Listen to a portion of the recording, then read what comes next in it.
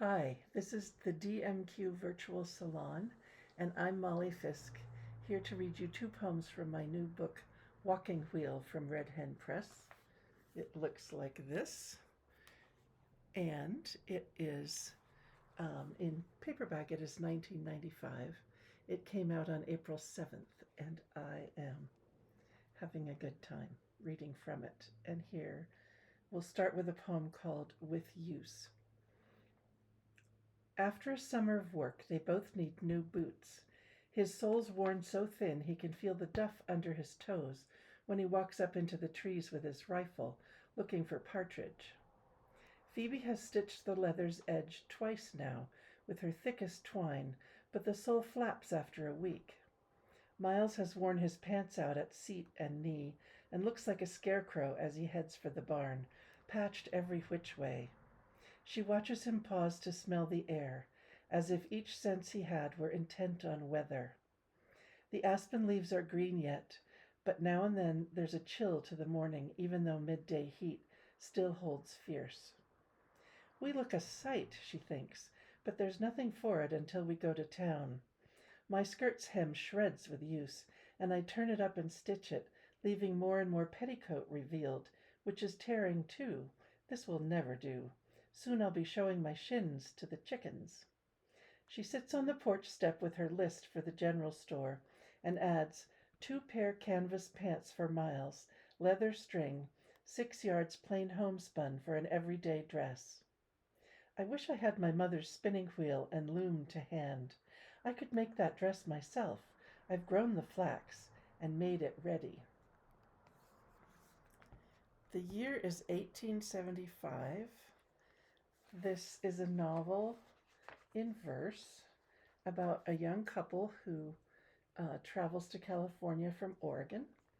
And it's just mostly full of young love and hard work, probably about equal measure.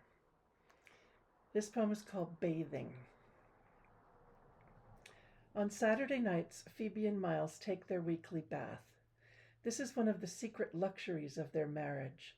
Only 2 bodies to be cleaned in the steaming water, rather than the multitudes at home. Phoebe hauls the first 2 buckets and builds the fire up in the stove. The kettles hiss a little in the cabin's air, and the cabin's air gathers humidity. Miles hauls the next and strips, as Phoebe pours the hot water into her wash tub and refills the kettles with what he's carried. Before he steps in, his body stark white where his clothes have covered him, and acorn brown at his neck and forearms, which have been bare. Phoebe pours in another measure of cold. She hands him a square of the soap she's made, scented with mint from her mother's garden, a cooling odor.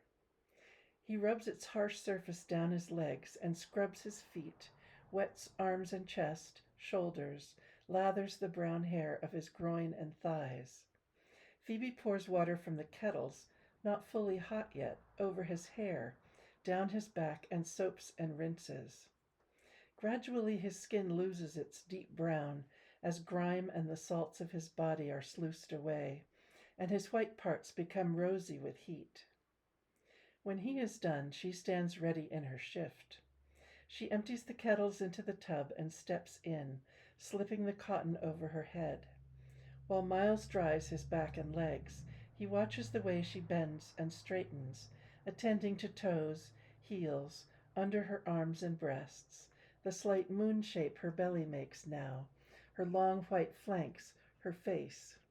He soaps her back for her and pours the rinse water over her hair, twice, 3 times, her neck arched back and her eyes closed.